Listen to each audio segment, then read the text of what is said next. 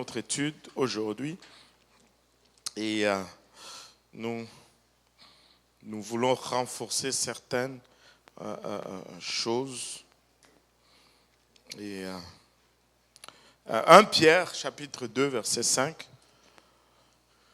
1 Pierre 2 et 5. Amen. Alléluia. Gloire au nom de Jésus. Si vous l'avez trouvé, dites Amen. Amen. Si vous cherchez, dites j'arrive. Alléluia. Si ce n'est ni l'un l'autre, dites je regarde. Alléluia. Et est-ce qu'on peut le lire tous ensemble à haute voix? Et vous-même, comme de pierres vivantes, édifiez-vous pour former une maison spirituelle, un saint sacerdoce, afin d'offrir de victimes spirituelles agréables à Dieu par Jésus-Christ. Alléluia. Et je vais parler un peu pour le moment qui vont suivre sur agréable à Dieu par Jésus-Christ. Alléluia, par Jésus-Christ. Et nous sommes appelés à offrir des victimes spirituelles. Alléluia. Et ces victimes doivent être agréables à Dieu, mais par Jésus-Christ. Pas par nous-mêmes, mais par Jésus-Christ. Pourquoi pas par nous-mêmes, par Jésus-Christ? Parce que Jésus est le souverain sacrificateur. Amen. Alléluia. Nous sommes tous un saint sacerdoce et lui, il est le souverain sacrificateur. C'est notre boss. Alléluia. Et vous pouvez vous asseoir. Et le tout premier souverain sacrificateur a été Aaron, qui a été désigné par Dieu. Et Moïse,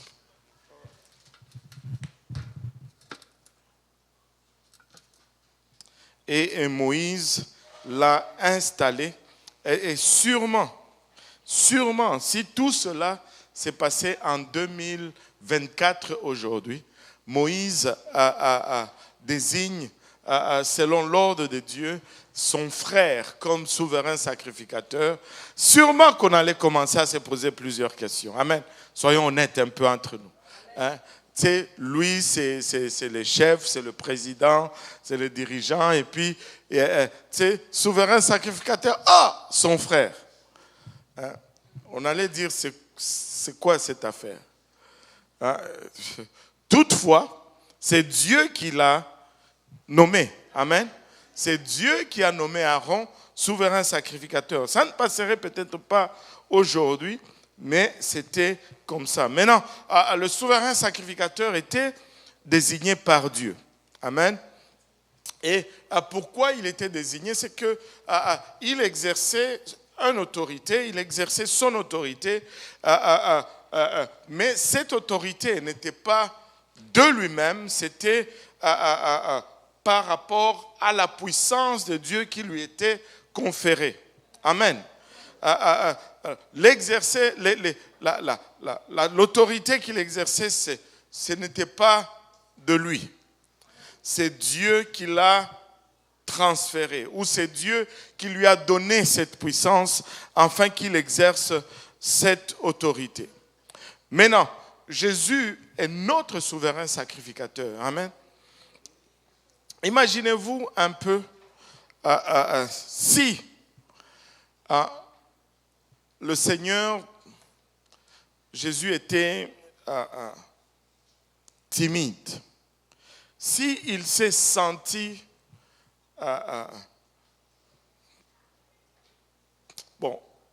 peut-être que là on ne pourra pas s'imaginer. On va redescendre à Aaron. Amen. Imaginez-vous un peu si Aaron s'était senti indigne d'exercer ses fonctions. Il dit, non, Seigneur, ça c'est trop, moi je ne suis pas là. Tu sais, le péché d'Israël n'allait pas être pardonné. Allô? Le péché d'Israël n'allait pas être pardonné. Et automatiquement, ça devient une fausse humilité parce que Dieu t'a choisi. Si tu dis que tu n'es pas indigne, tu es indigne plutôt, ça veut dire que peut-être que tu penses que Dieu n'a pas fait le bon choix. Allô? C'est pourquoi, en tout cas, on a un mot d'ordre. En tout cas, ça, c'est mon approche à moi. Si mon pasteur me dit de faire quelque chose, je ne discute pas, je le fais. Parce que, s'il me dit de le faire, je le fais. Amen. Je me rappelle une fois, on m'avait demandé de prêcher un service à la conférence du Canada. C'était il y a longtemps. Oh, que j'étais stressé. Et le bishop Woodward m'appelle et il me dit, Brother Kausi, je vais le dire en français, on a senti que tu devrais nous donner un message lors de la conférence du Canada, blablabla. Bla, bla. Et je n'ai même pas eu le temps de récupérer mon souffle. Il a continué en disant, en passant, je voulais juste te dire, tu peux t'épargner le temps de prière parce que nous avons déjà prié et Dieu nous a dit que c'est... Au fait, on te dit de faire quelque chose, tu le fais. Amen. Et si le souverain sacrificateur se sentait indigne, le péché d'Israël n'allait pas être pardonné. Vous savez, dans la maison de Dieu, nous sommes appelés à travailler. Maintenant, quand on dit souvent travailler, c'est là, très souvent les gens vont regarder à la chair ou à dimanche, mais c'est de lundi à lundi. Il y a des choses qui doivent être faites pour que nous puissions avoir un mouvement de Dieu qui coule parmi nous. Moi, je crois que le mouvement de Dieu est même relié à la propreté de nos toilettes, à la propreté de nos sanctuaires, au comportement de nos huissiers, à notre attitude, comment nous entrons dans l'église. Écoutez, ça commence toujours par la prière personnelle. Nous devons juste déjà nous-mêmes être déjà mis en feu. Nous sommes déjà alignés avec la volonté de Dieu. Nous sommes déjà alignés sur la bonne fréquence avant de commencer à regarder tout ce qui est périphérique. Maintenant, nous devons prier. Que tout le monde dise prier. Nous devons prier. Maintenant, nous pouvons nous poser quand même quelques questions légitimes. Et je vais soulever ce controverse aujourd'hui. Alléluia. Amen. Elle est prête pour le controverse.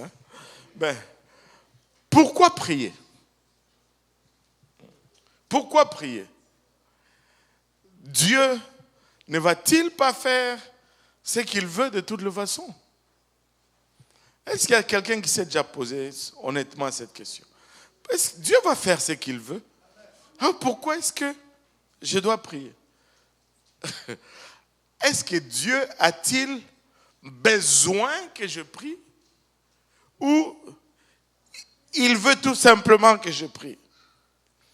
Est-ce que c'est une nécessité? Ou, il veut juste que je sois occupé à faire quelque chose. Puis-je contrarier la volonté de Dieu? Pourquoi est-ce que je prie? Est-ce que je peux faire changer la volonté de Dieu quand je prie? Question légitime. Maintenant, avec cette question en tête, regardons tout ce qui va suivre. Premièrement, et tout le monde dit premièrement. Je ne sais pas s'il va y avoir deuxièmement, mais on le fait quand même. Premièrement, Dieu a donné à l'homme la domination, la responsabilité de gouverner la terre. Dieu nous l'a donné. Amen. Regardez Psaume 115, verset 16. Psaume 115, verset 16. Oui, frère Jean-Yves. Ce ne sont pas les morts qui célèbrent l'Éternel, ce n'est aucun de ceux qui... Non, 16, pardon. Les cieux 16. sont les cieux de l'Éternel, mais il a donné la terre au Fils de l'homme. Alléluia. Les cieux sont les cieux de l'Éternel, mais il a donné la terre au Fils de l'homme. Il nous a donné la terre. Il nous donne, alléluia, la responsabilité. Il nous donne l'autorité, alléluia. Il nous donne de gouverner la terre. C'est à nous de gérer ce qui se passe sur la terre. Maintenant, dans quelle mesure, tu sais, des fois, avez-vous déjà vu, des fois on vous dit, bon, on vous donne, vous pouvez faire ce que vous voulez.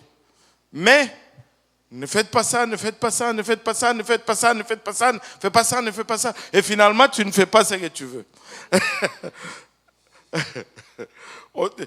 Des fois, on te donne l'autorité, mais on ne te donne pas l'autorité. Mais avec Dieu, ce n'était pas ça. Dieu, quand il nous a donné l'autorité, il nous l'a donné. Quand il nous a donné à gouverner la terre, il nous a donné à gouverner la terre. Pourquoi est-ce que je peux dire cela avec assurance? Je peux dire cela avec assurance parce que lorsqu'il nous a donné cette autorité de gouverner la terre, il nous a laissé en faire ce que nous voulions. Et lorsque nous avons voulu donner cela au diable, il n'est même pas intervenu parce qu'il nous avait donné. Et nous l'avons donné au diable. Allô? Et ce qui nous était donné, nous étions libres de le donner parce que nous l'avions vraiment entre nos mains. Alléluia. Et regardez, ce passage qui confirme que nous avions cédé l'autorité. Luc 4, vous connaissez probablement ces passages. Luc 4, 6 et 7. Et il lui dit, je te donnerai toute cette puissance et la gloire de ces royaumes, car elle m'a été donnée et je la donne à qui je veux. Et je la donne à qui je veux. Si donc tu te prosternes devant moi, elle sera toute à toi. Waouh! Et donc le diable pouvait parler avec le Seigneur Jésus-Christ et lui dire, je vais tout te donner, je peux te donner le contrôle sur tout ceci parce que ça m'a été donné. Et donc nous l'avions tellement que nous pouvions en faire ce que nous voulions. Waouh! Je ne pensais pas que c'était à ce point. Et c'est certes qu'il l'avait donné au Seigneur, parce que, plutôt, nous l'avions cédé au diable, parce que pour que le Seigneur le récupère, ça lui a coûté la croix. Ça lui a coûté ce que nous avons célébré il n'y a pas longtemps. Il est allé à la croix, il est mort, et il a été humilié, afin qu'il puisse récupérer cette autorité qu'il nous avait cédée, mais que nous avons cédée au diable. Et maintenant, tu commences à te poser encore d'autres questions. Pourquoi est-ce que Dieu a-t-il pris ce risque avec nous?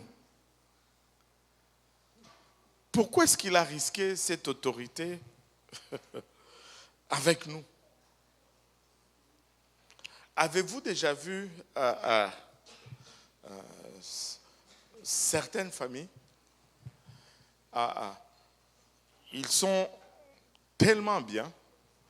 Le papa a travaillé dur et il a accumulé des biens et il a mis en place des entreprises et par après, il les passe à ses enfants et très souvent les enfants ils gâtent l'affaire. Et là, tu te dis, mais pourquoi est-ce qu'il a cédé le contrôle de son entreprise à cette tête brûlée? Ah oui? Oui ou non? Il dit, mais si tu voyais le jeune homme, tu te disais, mais tu ne peux pas lui faire confiance. Même pas avec un simple porte-monnaie. Comment est-ce que tu vas lui donner la signature de la compagnie? Avez-vous déjà vu des cas comme ça? Oui. Mais vous savez pourquoi il a cédé? Parce que c'est son fils. Et pour la même raison. Parce que nous sommes ses enfants. Et tu sais, à quelque part, il y a un lien quelconque. À quelque part, il y a cette... Si tu ne peux pas faire autrement, c'est ton enfant. Et il est peut-être ce qu'il est, mais c'est ton enfant. J'ai suivi une vidéo du Bishop Bernard qui circule là sur Facebook. Mais c'est juste un cours où il parle de ses fils de pasteurs. Il dit, je peux en parler parce que moi aussi je suis fils de pasteur. Tu sais, tu as été élevé et grandi dans la bonne doctrine et ton père a bâti cette église et cette église est devenue grande et tu connais la doctrine. Maintenant, le papa te cède l'église et là, tu prends le contrôle de l'église et tu commences à changer la doctrine. Tu commences à enseigner des choses que ton père n'avait jamais enseignées. Il dit, mais pourquoi faire ça? Pars tout simplement, va partir ta propre église, va commencer ton église à toi. Si tu prends, garde au moins la doctrine qui a fait que cette église arrive là. Si tu n'es pas d'accord avec cette doctrine, pars. Il dit, fais comme le fils prodigue. Ne gâche pas la ferme de ton père. Va faire ta propre... Voilà, va bâtir ton église sur cette autre doctrine que tu veux. Mais ne viens pas détruire. Tu vois, parce que nos parents nous aiment. Ils vont nous confier ces choses. Mais c'est nécessaire que nous restons dans les traces de ce qu'ils ont fait pour que cela puisse prospérer. Amen. Alléluia. Dieu voulait une famille. Dieu nous aime. Et c'est pourquoi il nous a cédé cette autorité. Pour la même raison que nos parents humains le font. Dieu l'avait fait pour la même raison. Et parce qu'il a fait cela, Dieu s'est limité sur la terre à travailler à travers les humains. Dieu va travailler à travers nous. Parce qu'il nous a cédé cette autorité. Ça va toujours passer par nous. Tout comme un père qui cède sa compagnie à son fils, pour appliquer ses idées dans la compagnie, il a besoin de l'approbation et de la signature de son père, de ce fils-là. Il ne peut pas juste dire, c'est ma compagnie, mais légalement, c'est moi le boss maintenant. Et des fois, on voit ce genre de conflit. Le papa donne, mais il ne donne pas vraiment.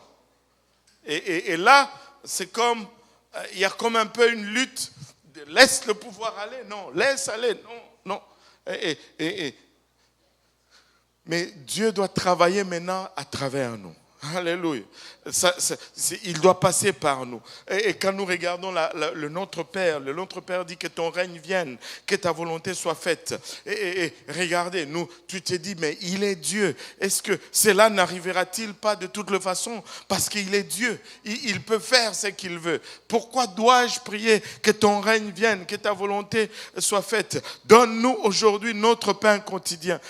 Ne connaît-il pas nos besoins? Des fois, tu vas même entendre dire que tu n'as pas besoin de prier parce que Dieu sait déjà.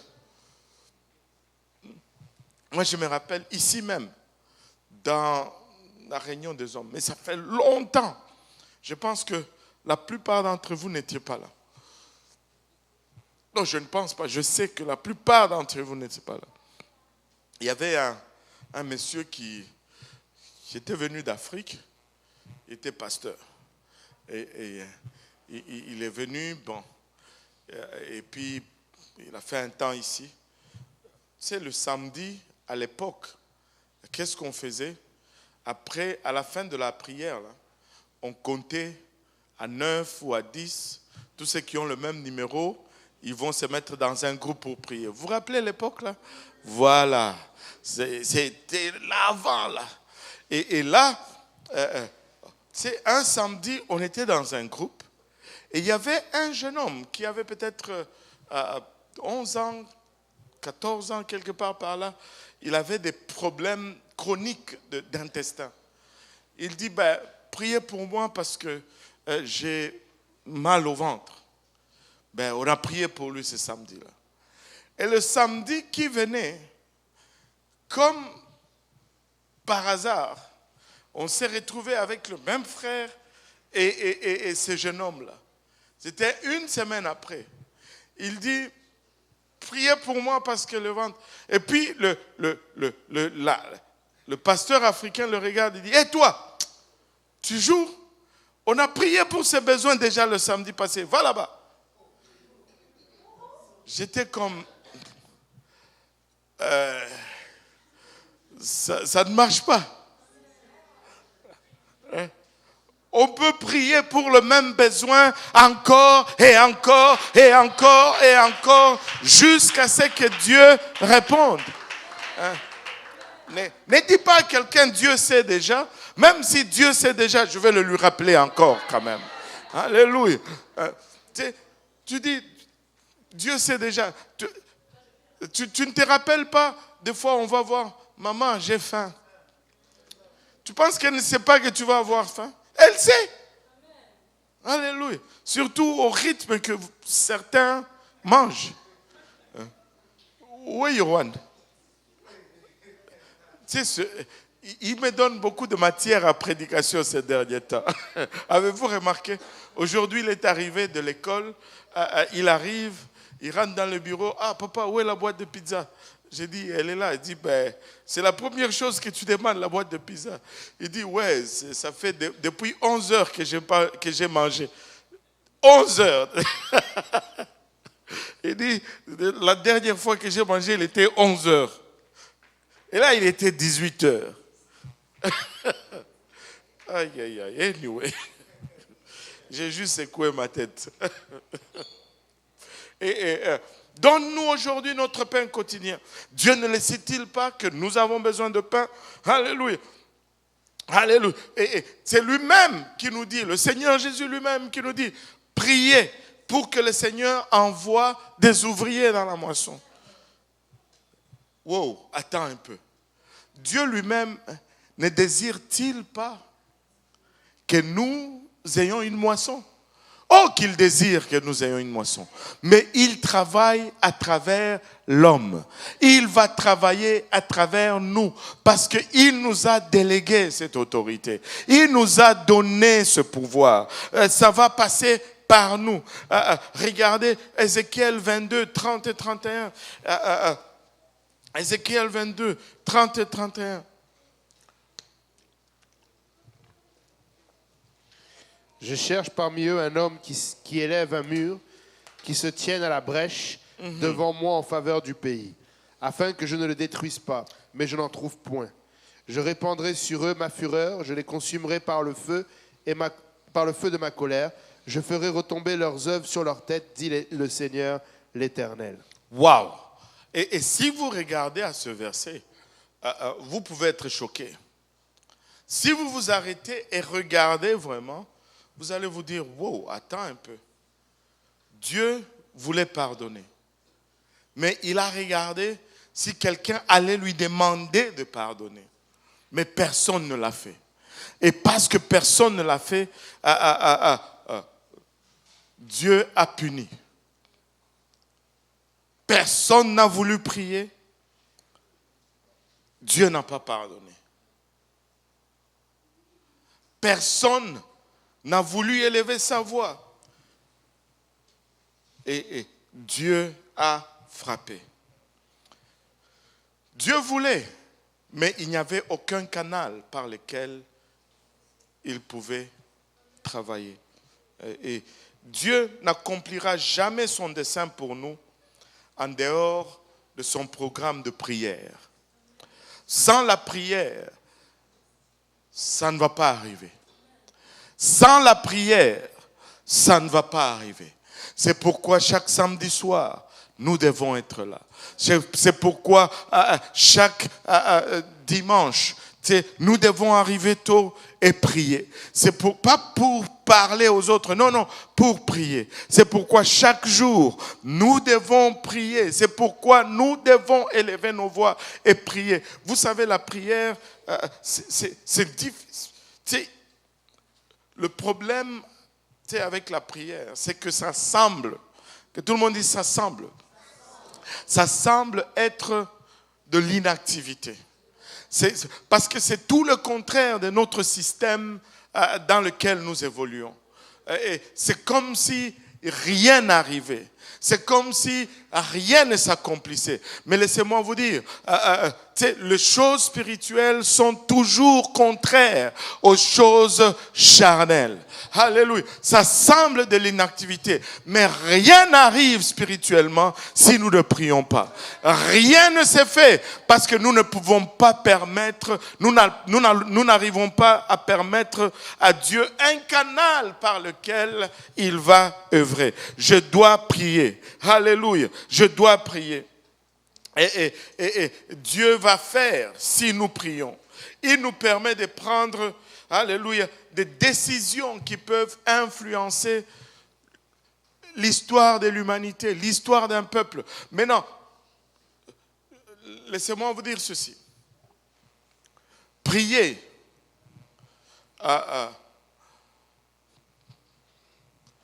ce n'est pas nécessairement crier. On peut faire beaucoup de bruit, mais ne pas toucher le trône de Dieu. Et certes, des fois, quand ça devient intense, le physique répond par la voix qui monte et l'activité qui monte, mais ça prend cette connexion pour que ça soit vraiment la prière.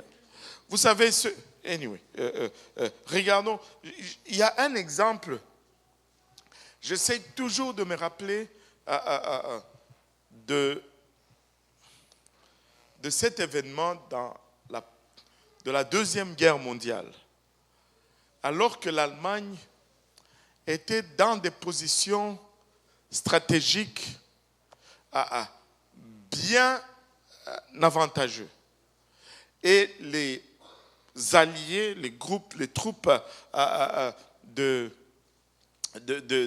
Amériques devaient se débarquer, mais ils devaient traverser un passage pour pouvoir contrer l'avancement des Allemands. Et cette nuit-là, les gens se sont levés pour prier.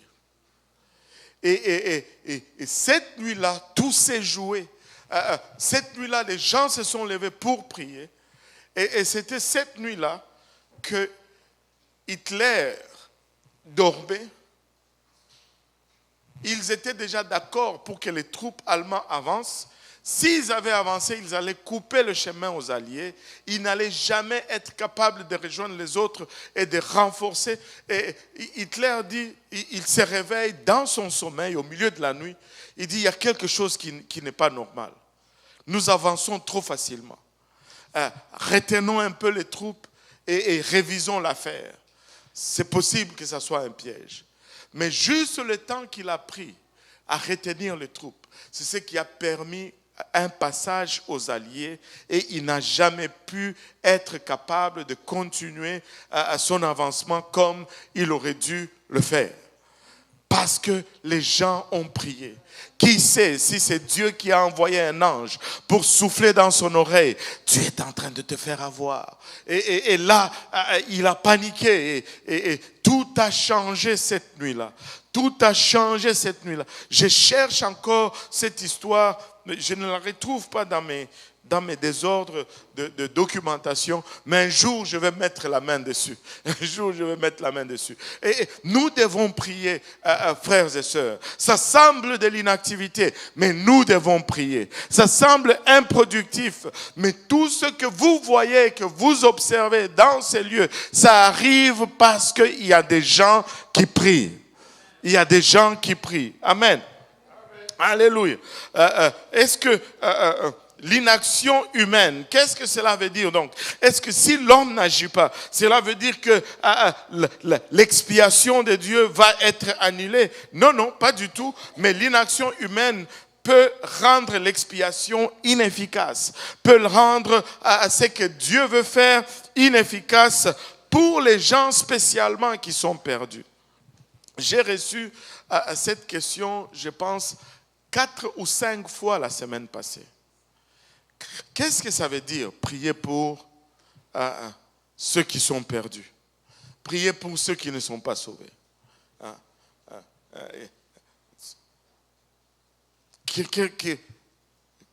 Comment ça fonctionne?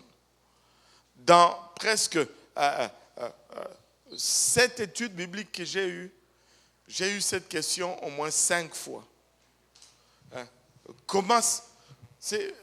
J'ai prié pour quelqu'un, mais il ne vient pas. Il y en a même qui se sont sentis découragés parce qu'ils ont prié pour cette personne. Et pour eux, à Pâques, là, cette personne, je te dis, allait venir à l'église en courant, se repentir avant même qu'on commence à chanter, plonger lui-même dans le bassin pour se faire baptiser. Mais rien de tout cela n'est arrivé. Et ils étaient abattus. Ils étaient découragés. Et il dit, mais qu'est-ce que ça fait même de prier pour ces gens? Tu sais, quand on prie, on multiplie les opportunités. Quand on prie, on multiplie les opportunités. On va revenir à cela, mais regardons ceci d'abord. Tu sais, notre problème n'a jamais été le problème de la marche chrétienne, le problème du travail spirituel, ou même les résultats d'une prière, ça n'a jamais été le pouvoir. Parce que Dieu a tout pouvoir. Amen. Dieu a tout pouvoir. Le pouvoir n'est pas le problème. Le problème, c'est plutôt l'autorité. Est-ce que j'agis avec autorité ou je n'agis pas avec autorité? Est-ce que je suis en position d'exercer cette autorité ou bien je ne suis pas en position d'exercer cette autorité? Alléluia. Et cette autorité a été placée entre nos mains pour que nous puissions l'utiliser, pour que nous puissions agir avec. Et il y a plusieurs choses qui vont venir nous perturber de sorte que nous n'agissons pas avec cette autorité. Mais la puissance de Dieu ne sera jamais en question. Le problème, c'est l'autorité. Et le sacrificateur ne faisait pas... Nous ne faisons pas arriver les choses. Mais nous sommes des médiateurs entre Dieu et l'homme pour que ces choses arrivent au travers de nous. Amen. Nous n'allons pas, nous ne produisons pas, ce n'est pas quelque chose que nous allons pondre. C'est Dieu qui le fait. Mais nous devons être des canaux appropriés pour que cela puisse arriver lorsque nous nous tenons dans la brèche. Alléluia. Le mot intercession, et tout le monde dit intercession. Intercession ne signifie pas prier. L'intercession, ce n'est pas la prière. Amen. Mais c'est quelque chose que nous pouvons faire dans la prière. C'est ce que nous pouvons faire lorsque nous prions. L'intercession signifie faire la médiation, faire la représentation. Quand tu intercèdes pour quelqu'un, tu fais la représentation de cette personne. Tu es l'intermédiaire de cette personne. Tu représentes cette personne. Et cela implique l'autorité. Vous savez, quand un ambassadeur vient, il doit avoir des lettres de créance qui sont la marque de son autorité. Et il va représenter son pays. Il ne va pas se tenir et dire des choses de lui-même. Non, ça doit venir du pouvoir. Alors, il ne peut pas juste créé de choses. Tout ce qu'il fait émane du pouvoir. Et nous, tout ce que nous allons faire doit émaner du pouvoir. Mais nous avons l'autorité de le faire. Nous sommes les canaux par lesquels Dieu va agir. Laissez-moi vous dire ceci. Quand nous réalisons cela, ça nous enlève une pression, mais ça nous donne une direction. Nous devons être là. Nous devons nous placer et nous devons élever la voix, intercéder, prier, demander et exercer cette autorité constamment. Maintenant, 1 Timothée 2,5 nous dit qu'il n'y a qu'un seul médiateur et un seul intercesseur. 1 Timothée 2, verset 5. Car il y a un seul Dieu et aussi un seul médiateur entre Dieu et les hommes, Jésus-Christ homme. Jésus-Christ homme. Bon, maintenant, regardons un peu tout ceci étape par étape. Il dit, il n'y a qu'un seul Dieu, alléluia, nous sommes un peuple du seul et unique vrai Dieu. Et vous savez, nous devons chérir cela, nous devons aimer cela. Vous savez, quand tu vas faire une étude biblique avec des gens qui ne connaissent, ils n'ont pas la révélation, mais qui ont soif, tu vas aimer la doctrine. Tu vas aimer la doctrine. Tu vas être en amour avec la doctrine. Parce que des fois, nous oublions qu'est-ce que ça goûte. Nous en avons tellement mangé, ça ne nous impressionne plus. Mais quand tu vois comment leurs yeux s'ouvrent, quand tu vois comment ça te donne l'appétit de manger aussi. As-tu déjà vu des fois, tu n'as pas faim, mais parce que tout le monde mange, tu commences à manger juste par l'ambiance.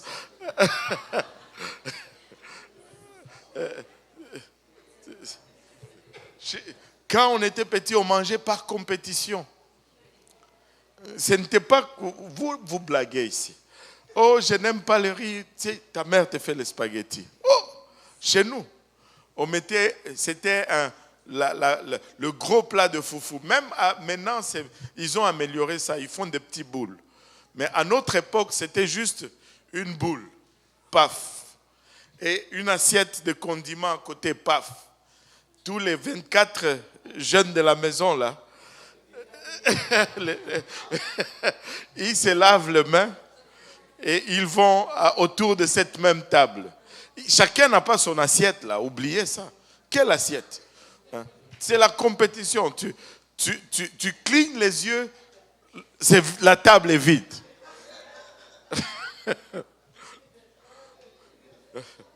Le plus rapide, c'est lui qui va être le plus rassasié. Alléluia. Et c'était comme ça. On avait un oncle, oh Seigneur. On se lave les mains comme ça. On veut juste commencer à manger. Oh, va chercher l'eau à boire. Aïe, aïe, aïe. Tu cours. Le temps que tu reviens, parce que le robinet est là dehors, dans le fond de la cour. Tu cours, tu reviens, l'eau versée partout parce que tu courais. Tu arrives là, le foufou est à moitié là. Tu pleures. Aïe, aïe, aïe. Seigneur Jésus, aide-nous. Oh Seigneur, il n'y a qu'un seul médiateur, un seul intercesseur. Lis-nous 1 Timothée 2,5. 1 Timothée 2,5. Car il y a un seul Dieu. Alléluia. Et aussi un seul médiateur entre Dieu et les hommes, Jésus-Christ, homme. Et maintenant, nous savons qu'il y a un seul Dieu, mais nous savons qu'il y a aussi un seul médiateur. Mais nous savons que Jésus, c'est Dieu. Maintenant, comment est-ce qu'on concilie tout cela? C'est pourquoi il a écrit Jésus-Christ, homme. Pas Jésus-Christ Dieu, mais Jésus-Christ homme. Et Jésus-Christ homme, c'est notre souverain sacrificateur. C'est notre souverain sacrificateur. C'est lui le médiateur en chef. Et nos prières, alléluia, ne sont qu'une extension du travail que lui il a fait. Alléluia. Et tout ce que nous faisons, ça émane de ce que lui, il a accompli. C'est pourquoi nous devons toujours prier au nom de Jésus-Christ. Pas au Shandara. Parce que il est le souverain sacrificateur. Il est le médiateur en chef. Et nous sommes des petits médiateurs qui viennent et qui travaillent de ce que lui, il a déjà accompli. C'est pourquoi tout ce que nous allons faire, nous allons le faire au nom de Jésus-Christ. Au nom du médiateur en chef. Alléluia. Et notre vocation, notre fonction, alléluia, ce n'est pas de remplacer Dieu ici sur terre, mais notre fonction ou notre rôle, c'est de libérer, alléluia, la puissance de Dieu ici sur terre. Nous ne remplaçons pas Dieu, mais nous libérons, alléluia, le pouvoir de Dieu ici sur terre. Alléluia. Nous ne sommes pas des producteurs, nous ne produisons pas la puissance de Dieu, mais des distributeurs de la puissance de Dieu. Nous dispatchons cette puissance. Nous distribuons cette puissance. Lorsqu'il y a un besoin, alléluia, nous sommes le canal ou ce tuyau qui dirige la puissance de Dieu vers un problème tel ou une situation quelconque. Et nous renforçons continuellement la victoire que Jésus a déjà remportée au calvaire. Il est notre souverain sacrificateur. Alléluia, c'est pourquoi tout est fait en son nom. Josué était un type de Jésus-Christ. Même par son nom.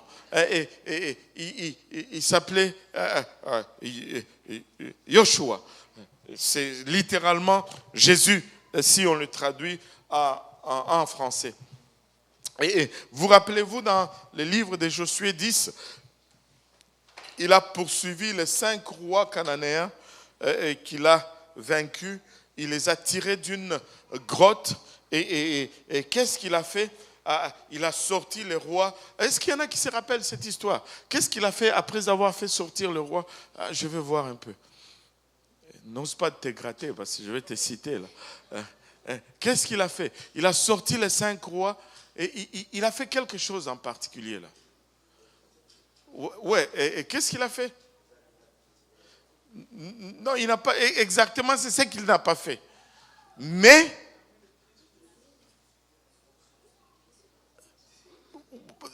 qui a mis le pied?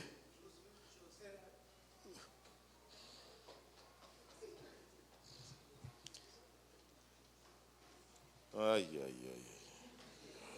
Bon, Josué 10. Regarde un peu Josué 10, 22 à 27. Vous avez oublié ce que vous avez lu? Regarde un peu Josué 10, 22. Josué dit alors, ouvrez l'entrée de la caverne, faites-en sortir ces 5 rois et amenez-les-moi.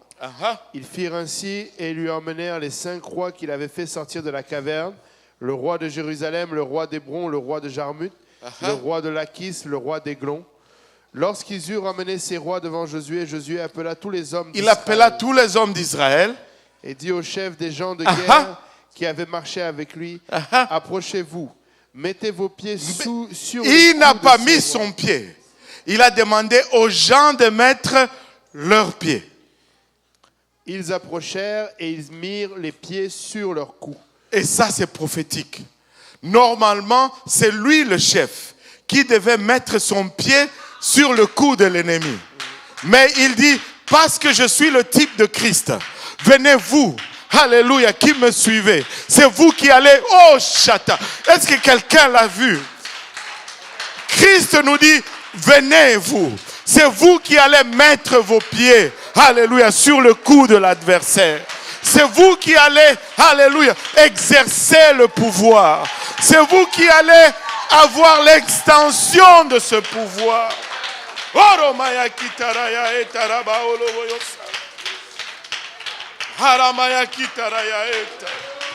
Alléluia. Comme Josué, alléluia, partage son autorité. Comme Josué, alléluia, transfère son autorité. Ainsi aujourd'hui, Christ, alléluia, nous transfère son autorité. Il nous transfère son autorité. Et ce n'est pas pour rien qu'il dit dans Romains 16, verset 20. Romains 16, verset 20. Écoutez ce que Dieu nous dit. Alléluia. Écoutez ce qu'il nous dit. Le Dieu de paix. Le Dieu de paix écrasera bientôt Satan sous vos pieds. Comment? Il écrasera Satan comment? Sous vos pieds. Il écrasera Satan sous vos pieds. Amen. Alléluia. Que la grâce de notre Seigneur Jésus-Christ soit avec vous. Alléluia.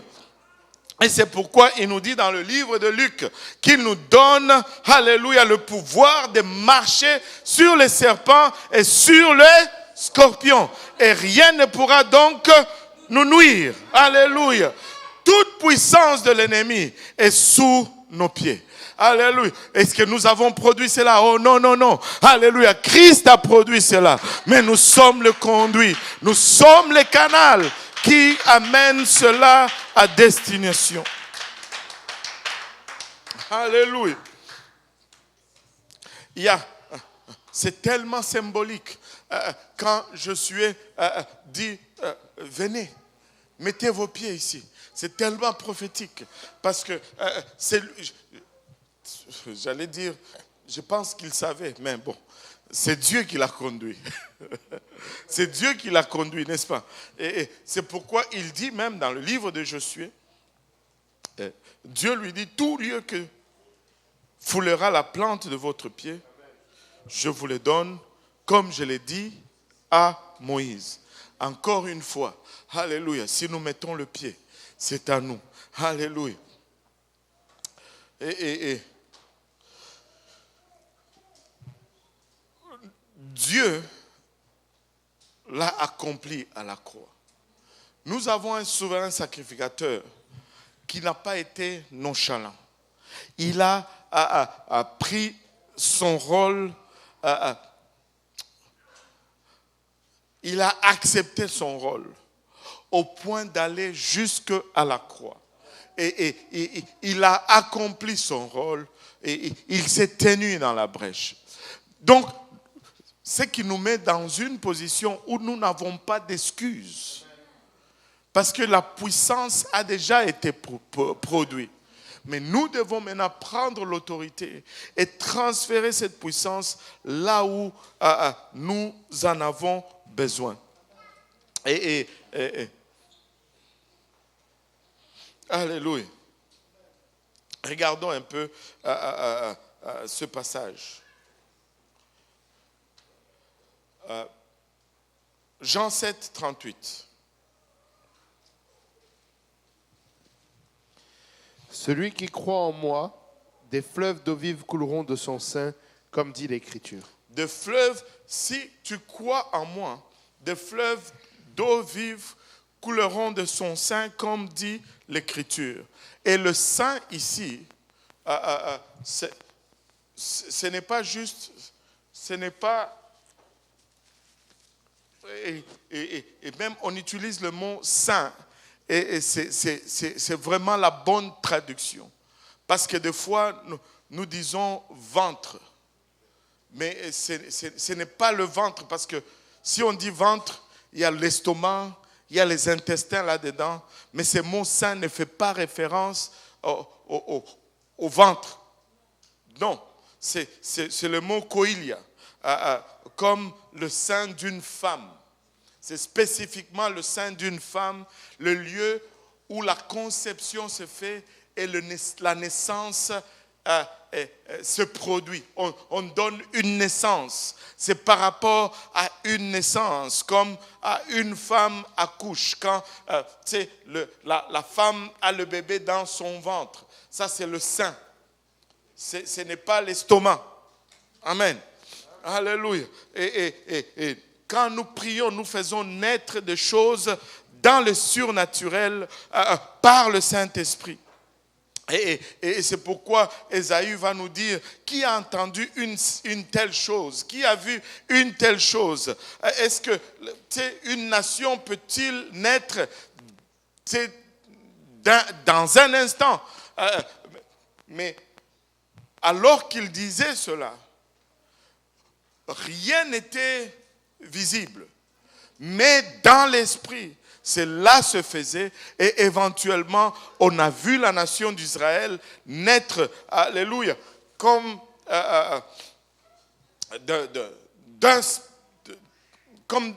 comme si ça jaillit d'un instant.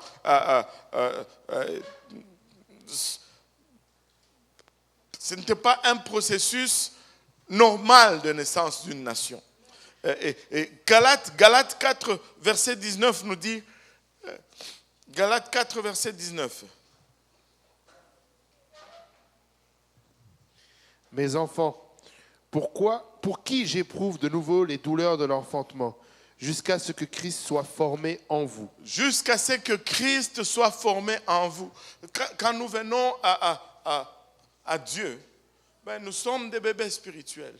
Mais il dit, je pleure continuellement pour vous, jusqu'à ce que Christ soit formé dans votre sein. Vous savez, quand Christ est formé dans notre sein, nous avons ce canal maintenant par lequel son pouvoir va être exercé par le moyen de son autorité.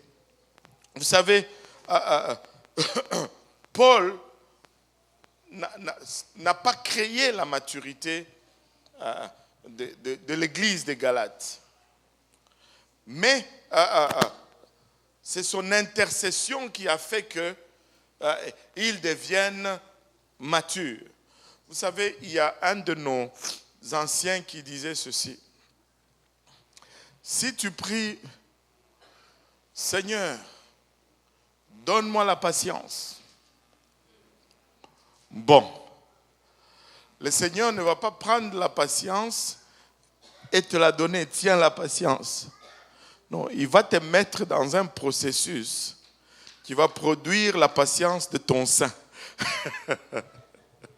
Amen. La patience va être produite. Alléluia. Nous ne pouvons pas produire des enfants spirituels. Mais Ésaïe 68 nous dit que notre travail, notre intercession le fait. Quand Sion travaille, elle va enfanter. Nous sommes le canal que Dieu va utiliser pour faire ce qu'il a besoin de faire. Et de nos jours, on va se demander, mais pourquoi nous disons que Jésus a vaincu à la croix, n'est-ce pas? Jésus a-t-il vaincu à la croix, oui ou non? Alléluia. Il a vaincu. Alléluia. Il a tout vaincu. Nous chantons, il a tout vaincu. La victoire est totale. Mais s'il a tout vaincu, pourquoi faire le combat spirituel? Pourquoi le combat spirituel est-il nécessaire aujourd'hui s'il a vaincu le diable? Amen. Maintenant, Satan a été vaincu, mais il n'a pas été littéralement anéanti. C'est comme si la bataille légale a été gagnée. La lettre a été signée. Maintenant, nous devons passer à travers un processus pour que ce qui a été fait légalement s'applique physiquement dans notre vie. Et c'est par ce processus. Maintenant, ce processus va arriver seulement et seulement si nous exerçons l'autorité que nous avons. Et regardez, on est en train de suivre un dossier dernièrement. Vous vous rappelez, la sœur qui est décédée en Haïti, elle a laissé sa fille, elle a laissé à sa fille l'autorité d'être liquidatrice pour tous ses biens.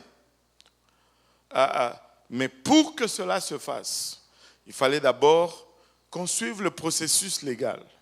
On est allé chez les notaires, on a vérifié que toutes les lettres étaient faites. Le testament est correct? Oui, le testament est correct. Il n'y a pas d'autre testament caché quelque part? Non, il n'y a pas d'autre testament caché quelque part. Maintenant, là, elle obtient l'autorité pour liquider et faire tout ce que sa mère aurait voulu faire, toute la volonté de sa mère. Mais maintenant, si après juste qu'on a vérifié la légalité, elle n'agit pas, ben on ne va pas voir, par exemple, cette assurance encaissée. Si elle ne va pas réclamer cette assurance, ben l'argent ne sera jamais versé et la compagnie d'assurance va être tranquille. Si tu ne viens pas, ils ne vont pas venir. Tu as l'autorité, mais il faut que tu l'exerces. Si tu ne l'exerces pas, ben, on ne va pas le voir dans le physique. Du point de vue légal, c'est signé. Du point de vue légal, c'est accompli. Du point de vue légal, c'est fait. Mais nous devons marcher maintenant. Nous devons aller fouler, alléluia, nos pieds sur le terrain afin de posséder ce que nous devons posséder. Alléluia. Jésus n'est pas venu sur la terre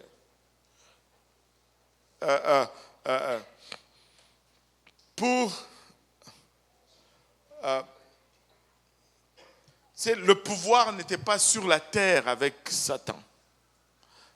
Amen. Et Satan n'avait pas le pouvoir. Et Jésus n'est pas... Il n'y a pas un moment où Dieu a été sans pouvoir.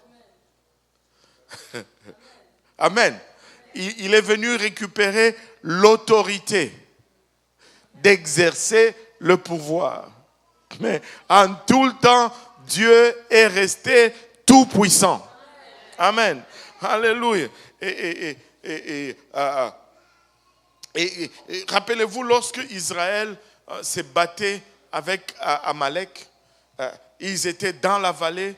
Moïse était sur la montagne avec Aaron et Hur d'un côté. Et il avait le bâton qui était le symbole de l'autorité. Et quand le bâton était élevé dans les airs, alléluia, dans la vallée, Israël avait la victoire. Alléluia. Mais quand ses bras se fatiguaient et que l'autorité baissait, Israël perdait la bataille dans le pouvoir, dans la vallée.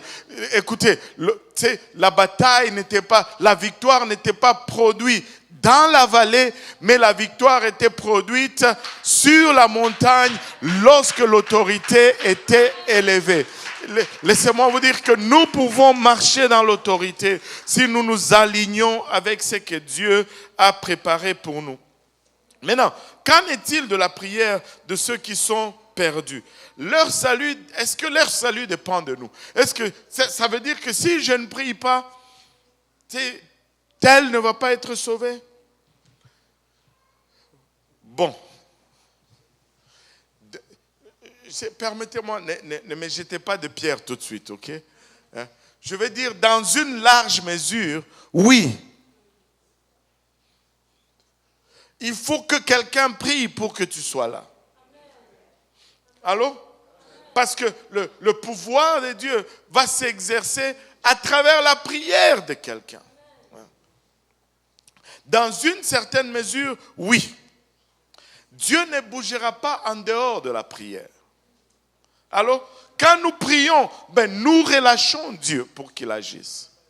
Donc, si nous ne prions pas, ils ne vont pas être sauvés. En quelque sorte, oui. Mais, alors, pourquoi est-ce que je prie, mais eux, ils ne sont pas sauvés? C'est comme, je ne sais pas si je vais trouver un bon exemple. On trouve ces genres de situations dans plusieurs contextes, même dans notre vie aujourd'hui. C'est comme si, je cherche une façon de l'illustrer.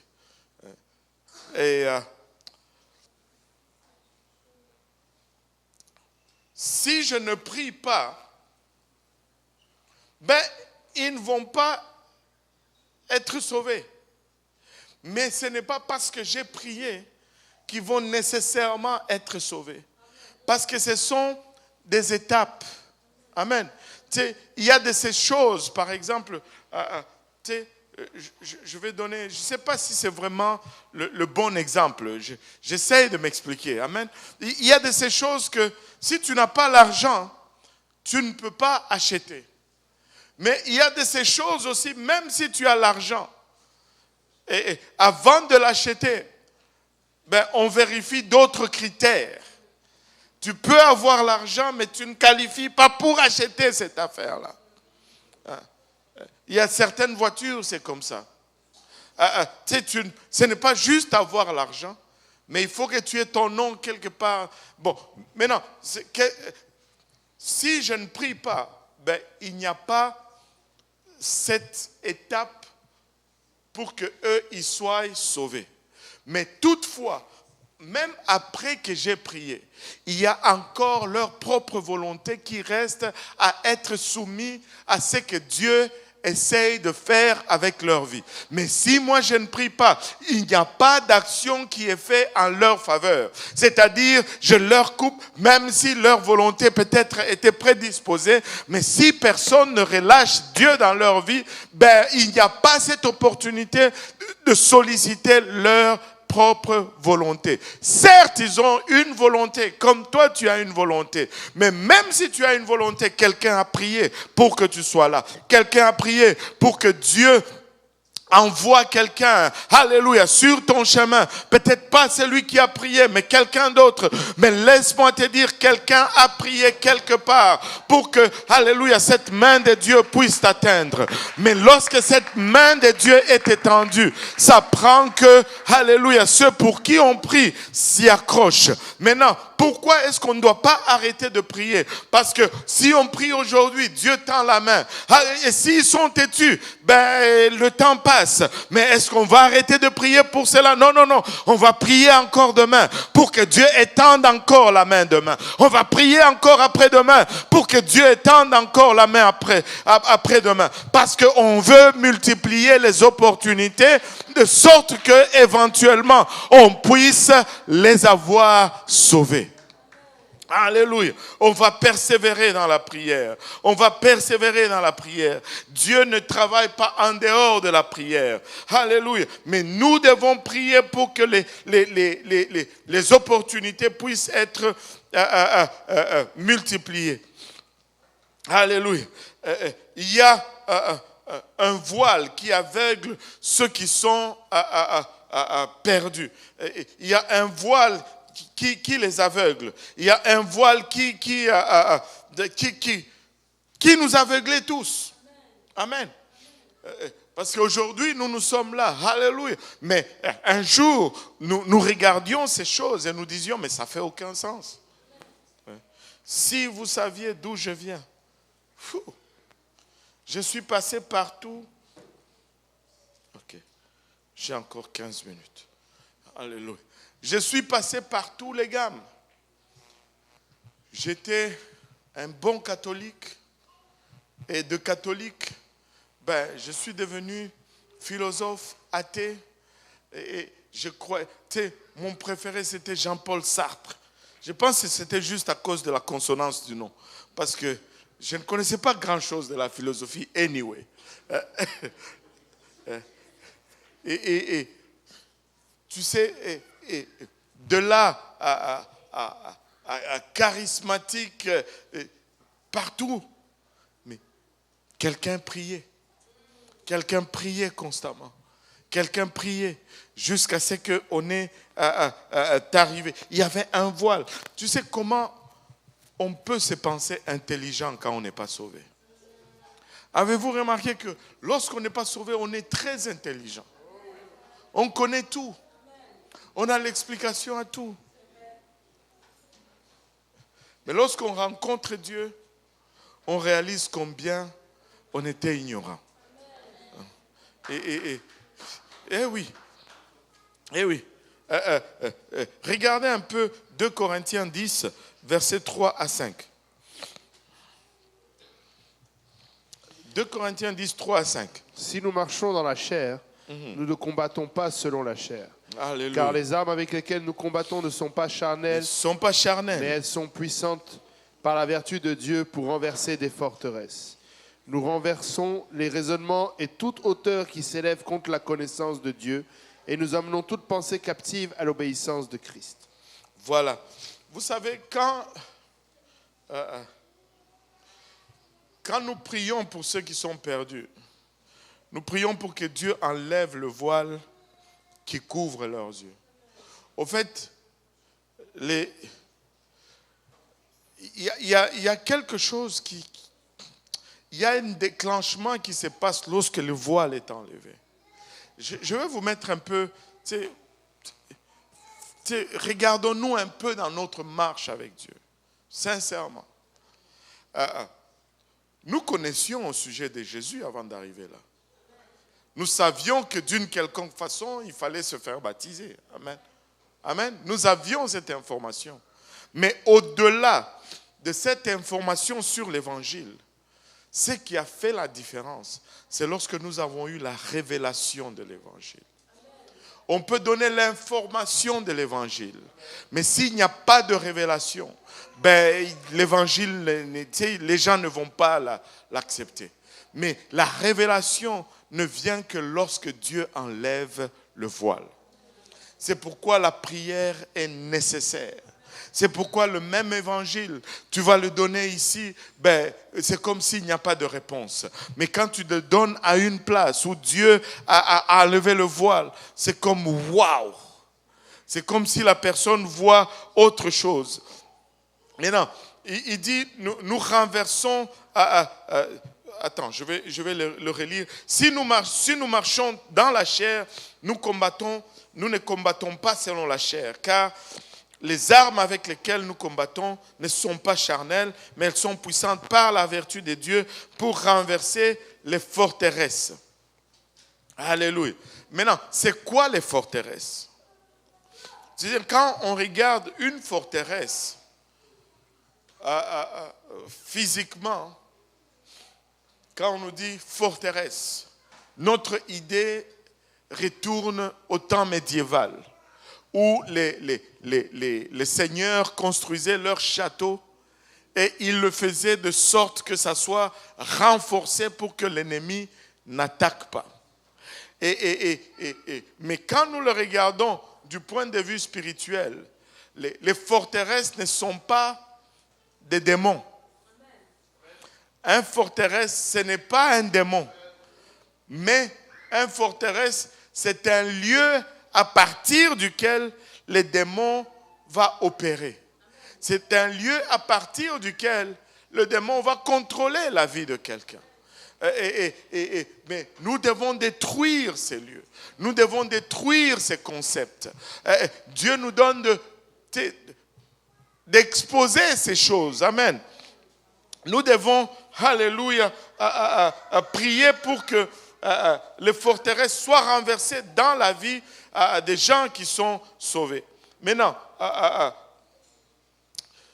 il y a 3 forteresses qui sont nommées dans le passage.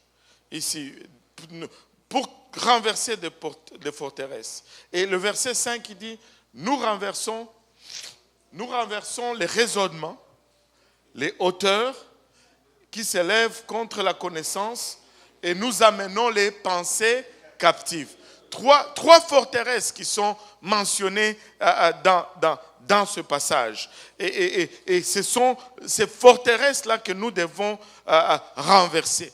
Le premier forteresse, ce sont les raisonnements. Et le mot raisonnement ici, c'est le mot logisme, qui veut dire les mentalités, les informations qui ont été accumulées à travers lesquelles nous filtrons tous. Et nous devons amener les gens à regarder les choses différemment. Nous devons lutter avec leur raisonnement. Nous devons leur présenter une autre façon de raisonner, une autre façon de penser. Et nous devons renverser les raisonnements, les hauteurs. Et le mot hauteur ici, C'est le mot upsoma, qui fait référence à l'orgueil. L'orgueil. C'est ce concept de penser que je peux me suffire à moi-même. C'est complètement faux. Complètement faux. L'homme n'est pas autosuffisant. Il dit, tu sais, je dois, comment ils disent encore? Cherche à l'intérieur de toi. Non, ne cherche pas à l'intérieur de toi. Cherche dans la parole de Dieu. Cherche dans la parole. Le cœur est tortueux et méchant par-dessus tout. Qui peut les connaître? On commence à mentir tout jeune. On commence à pécher dès la naissance. Les bébés, des vrais manipulateurs. Les enfants, des manipulateurs.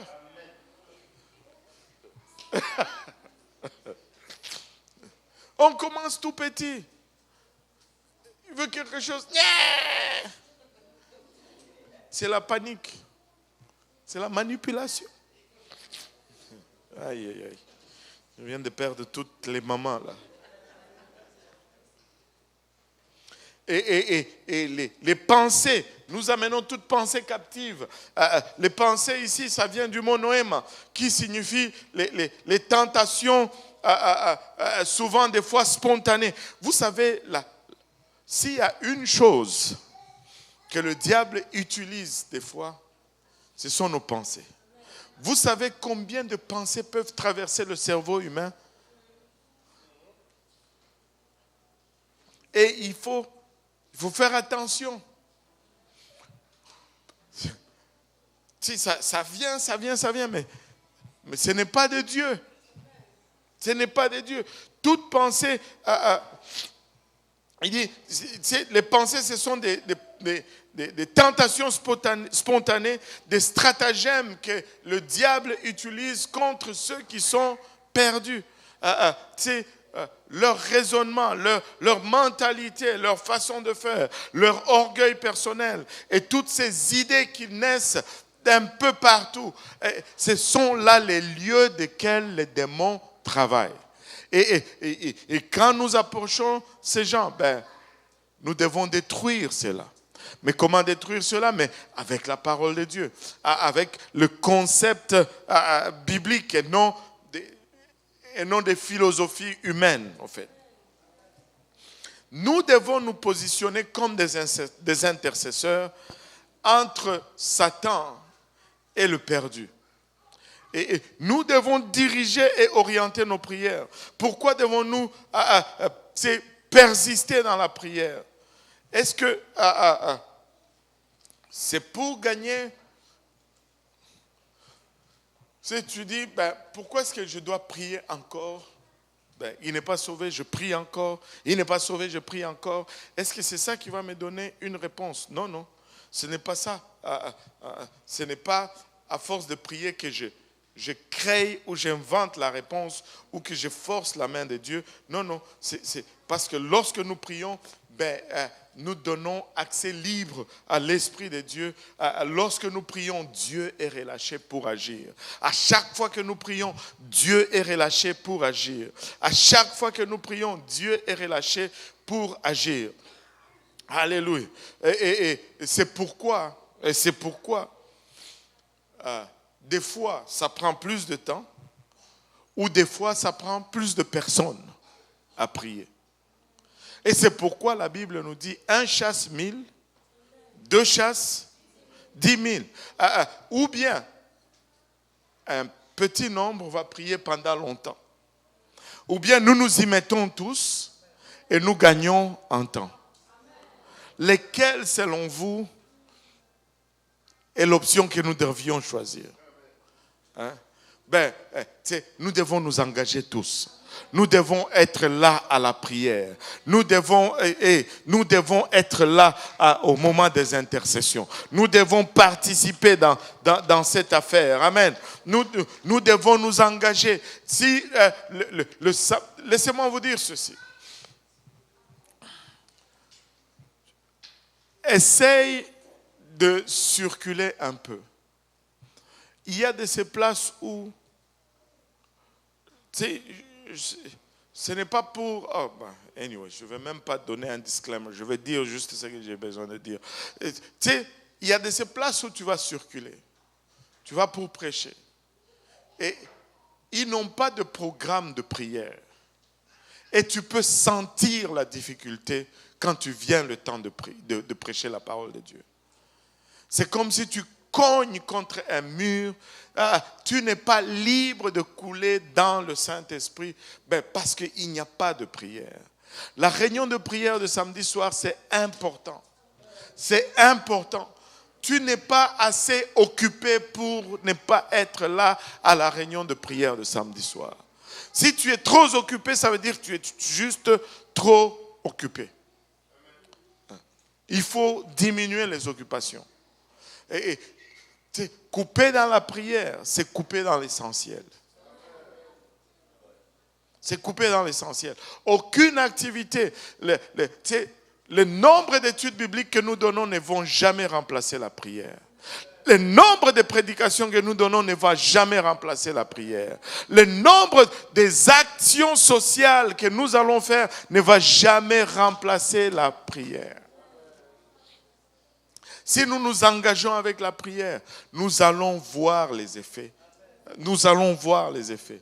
Mais peu de gens peuvent prier pendant longtemps, ou plusieurs personnes peuvent prier, et nous pouvons commencer à voir les choses arriver plus tôt. Amen. Plus tôt. Tu sais, normalement, le dimanche, nous sommes à environ 300 personnes dans le service francophone. Cela inclut les enfants, bien sûr. Mais le samedi soir, il y a à peu près... Bon, je ne sais pas pour les dames, mais je doute que c'est le triple des hommes. Amen. Il y a à peu près entre 15 et 18, 20 personnes du service francophone qui prient ici dans le sous-sol. C'est maigre. Mettons qu'il y a le triple, 60. Ça fait 80 personnes sur 300. C'est petit. C'est petit. Si c'est l'horaire qui a un problème, revérifie l'horaire. Retravaille ton horaire. Mais fais de la chose importante. Amen. Fais de la chose essentielle, essentielle. Alléluia.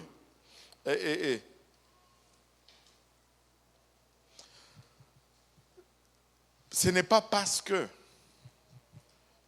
nous prions encore et encore et encore que nous n'avons pas d'autorité ou nous n'avons pas le pouvoir. Anyway, la question du pouvoir, nous l'avons réglée. Le pouvoir n'est pas un problème, mais c'est l'autorité. Mais savez-vous que Élie, il a dû se coucher 3 fois sur le corps de l'enfant qui était mort. S'il s'était dit, bon, j'ai fait une fois, et puis ça veut dire que ça ne marche pas, je passe à autre chose. Non. Il s'est mis main sur main, bouche sur bouche, yeux sur yeux. C'était quelque chose de bizarre à voir. Si quelqu'un regardait par la fenêtre, il allait se dire, mais qu'est-ce qui se passe avec cet homme? C'était la chose la plus étrange. Mais il a dû le faire 3 fois avant que cet enfant ne vienne à la vie. Et Daniel a dû prier pendant 21 jours pour que l'ange arrive jusqu'à lui.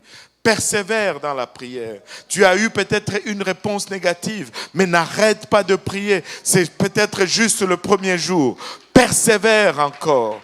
Ne lâche pas la prière. Tu sais, sur la montagne, il a dû envoyer son serviteur 7 fois avant de voir juste un petit nuage. Alléluia. Prie encore. Alléluia. Prie encore. Prie encore. Et prie encore. Le mur de Jéricho ne sont pas tombés au premier tour. Josué a dû marcher 7 fois, une fois par jour autour du mur. Et le 7e jour, ils ont dû marcher 7 fois le même jour. Prie encore. Tu es peut-être juste au premier jour, au premier tour. Ne lâche pas. Prie encore. Prie encore. Pourquoi? Alléluia.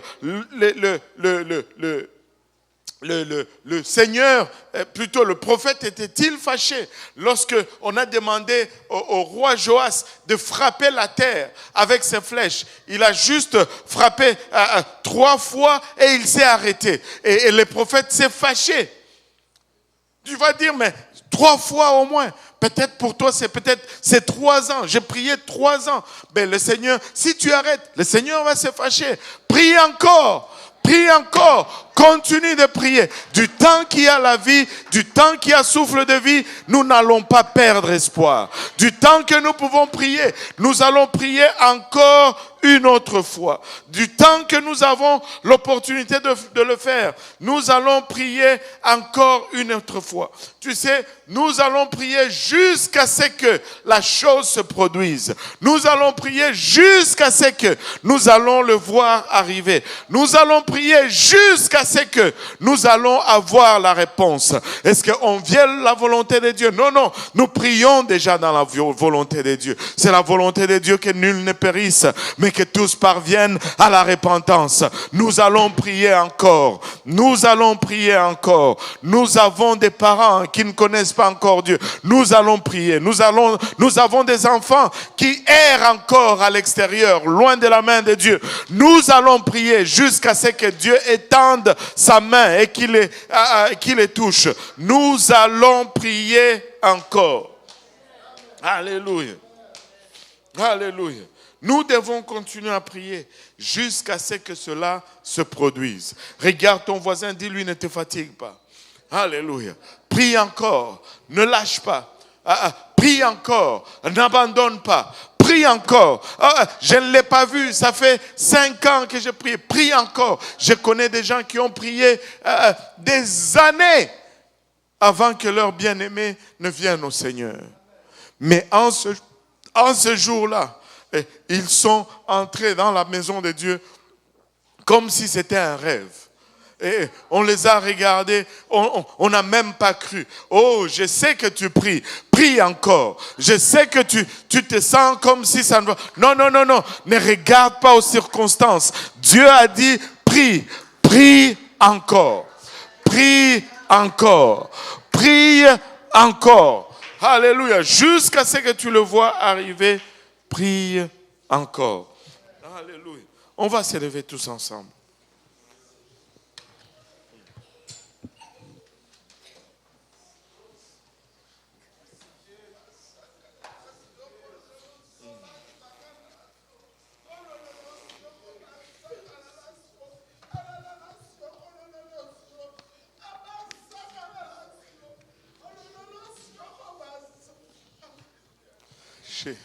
Ces derniers temps, le Seigneur me met à cœur de prier pour des gens qui étaient là avant. Et je dois vous avouer, certains d'entre eux, je n'ai même pas envie de prier pour eux. Mais le Seigneur me dit, prie pour eux. Et chaque matin, quand je vais à l'église de l'Est, je m'assois là et des fois, je murmure leur nom dans la prière. Et laissez-moi vous dire, Dieu est en train de faire des choses. Aujourd'hui, je suis sorti de la maison et mon téléphone a sonné. Et j'ai regardé le nom, j'étais choqué. Et je ne sais pas s'il y en a qui vont s'en rappeler, c'est Armel. Personne ne se rappelle même de Armel. C'est une fille qui venait ici, qui habitait avec sa famille sur le Place Benoît, d'une famille ivoirienne. Et aujourd'hui, de nulle part, elle m'a appelé. Pasteur, je voulais juste avoir de tes nouvelles. Laisse-moi te dire, la prière fonctionne. Tu es où, Armel? Je suis à Québec. Et cette situation est compliquée aujourd'hui. Mais la main de Dieu peut toujours faire la différence. Et, peuple de Dieu, prions. Prions.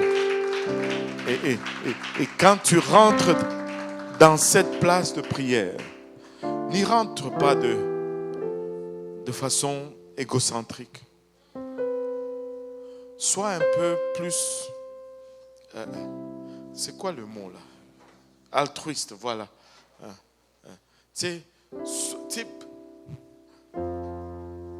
Sois un peu plus altruiste. Prie un peu plus pour les autres. Ignore pour un petit moment tes problèmes. Rapetis un peu ton monde. Parce que le royaume c'est plus grand que toi, c'est plus grand que moi. Amen.